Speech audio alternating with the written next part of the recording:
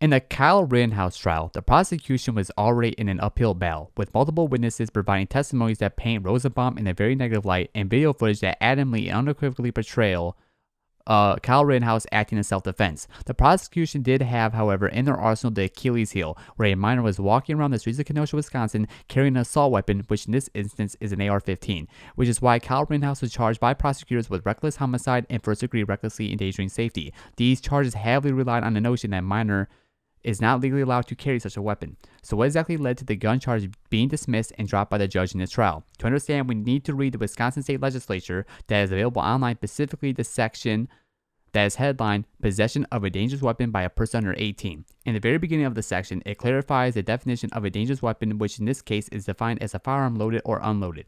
This segment in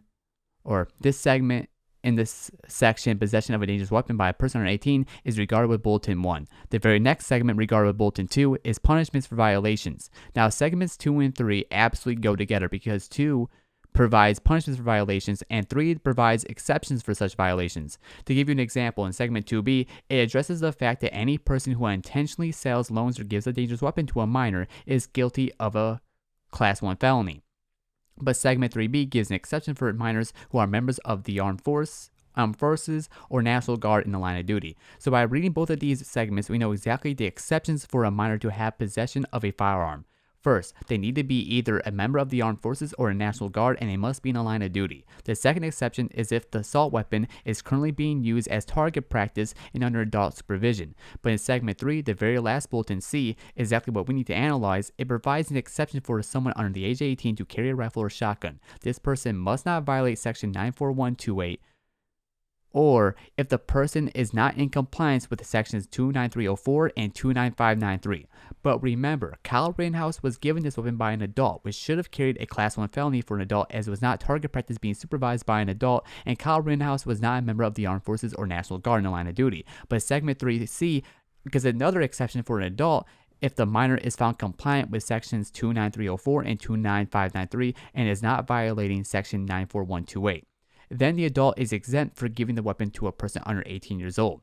The headline for this section 94128 is the possession of a short-barreled shotgun or short-barreled rifle. So in segment 1, we have 4 bulletins named A, B, C, and D, which provide us with the definition of a rifle and shotgun and clarify the difference between a rifle shotgun and a short-barreled shotgun and short-barreled rifle. Since in this case Kyle Rittenhouse was armed with a rifle, we now need to figure out if the rifle that Kyle Rittenhouse was in possession with was a rifle or a short-barreled rifle, because if he is not in possession of a short-barreled rifle, then Kyle Rittenhouse is not in violation of section 94128. Short-barrel rifle have one or more barrels having a barrel length less than 16 inches measured from close breech or bolt face to muzzle, or a rifle having an overall length of less than 26 inches. The rifle that Kyle Rittenhouse was in possession with did not meet the criteria of being a short-barreled rifle, so Kyle Rittenhouse did not violate section 94128. The very next section that we need to look at is section 29304 and 29593. Which, if we read the headline, is restrictions on hunting and use of firearms by a person under the age of 16. And since Kyle Rittenhouse was of the age of 17 when the incident occurred, section 29 does not apply to him, and we don't even need to go farther into that, or into that section, into section 304 and 29593. In conclusion, in section 94860 in segment 2A, any minor in possession or armed with a dangerous weapon is guilty of a Class A misdemeanor. In segment 3, we are provided with 3 exceptions, and these are being in the National Guard or armed force in the line of duty, the weapon being used as target practice with adult supervision, and the very last one that applies to Kyle Rittenhouse is a minor that does not violate sections 94128 and 29304 and 29593. Section 94128 prohibits short-barrel rifles, and Kyle Rittenhouse was not in possession of a short-barrel rifle, and sections 29304 and 29593 only pertains to minors under the age of 16. So it does not apply to Rittenhouse. Therefore, the gun charge was dropped. I think the real issue here is that by reading and analyzing the Wisconsin State Legislature, we are experiencing a legal gray area allowing 17 and 16-year-olds to basically be able to carry firearms publicly, because sections 29304 and sections 29593 only exist for people under the age of 16.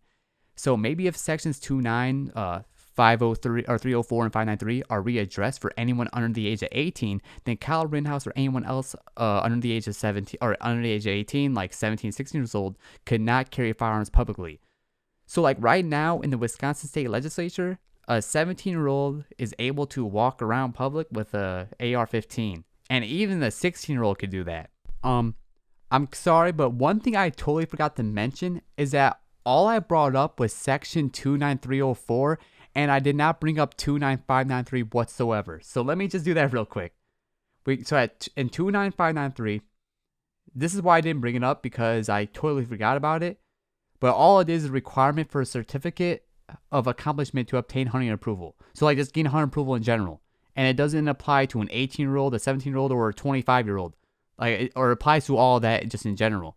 Like none of this entire thing doesn't apply to Kyle Rittenhouse whatsoever. Because in 29304, we know that for hunting, it's basically talking about 16-year-olds and younger. So this, it kind of correlates to 29304, but this doesn't do anything for us.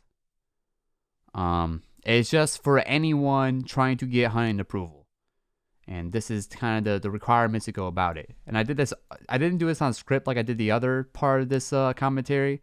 But yeah, 29503 doesn't even matter. Or 953 doesn't even matter. And one thing I was actually thinking about now that I'm restarting the commentary, I just realized that, in Indiana, in the state that I live in, the minimum age to get a license, I think, is 16 and 3 months. So since I was talking and saying that basically in Wisconsin right now, with the legislature, a 16-year-old is in a legal gray area to be walking around with the AR-15 publicly. If this was like Indiana, essentially you're more trusted to carry around an assault weapon before you're more trusted to even drive. That's kind of crazy. All right. Hope you guys enjoyed this video. Hopefully this gave you closure on why the gun charge was dropped. And for anyone who thought it was an obstruction of justice, I think just in general, the obstruction is the fact that the legislature is kind of just not defined well enough and may need to see revisions. Because right now, legally, a 16-year-old can kind of just walk around the AR-15 publicly right now. It's just like in this weird legal gray area because it gives you basically two requirements, right? You can't violate 94128 and you can't violate 29304.